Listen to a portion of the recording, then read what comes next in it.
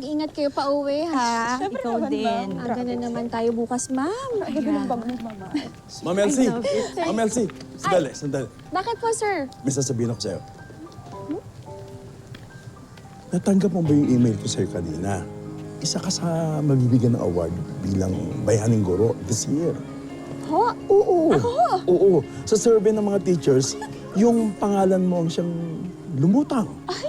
Congratulations, Ma'am Elsie! Grabe Sir, ako naman. di ba napili? Ay, hindi. Si Ma'am Elsie lang.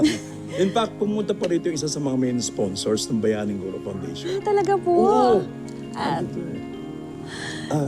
Si Mr. Ivan.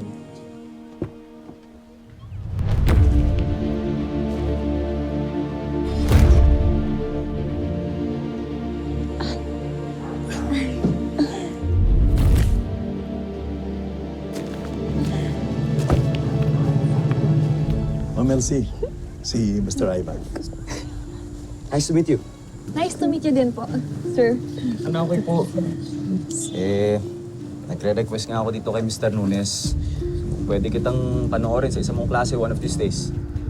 Wala lang, gusto ko lang makita kung paano ba magturo ang isang recipient ng Bayaning Guro Award. Ma'am Elsie, willing siya mag-donate ng building para sa school natin. And computers. At pa-computer pa. Yaman niyo naman, sir. Hindi ako. Yung boss ko. Ito talaga kami. Gusto namin yung tutulong sa mga bata. Naku, maraming salamat po, sir. Pupo ka na naman. Huwag ka na magpo. Maraming salamat, Ed. Messi.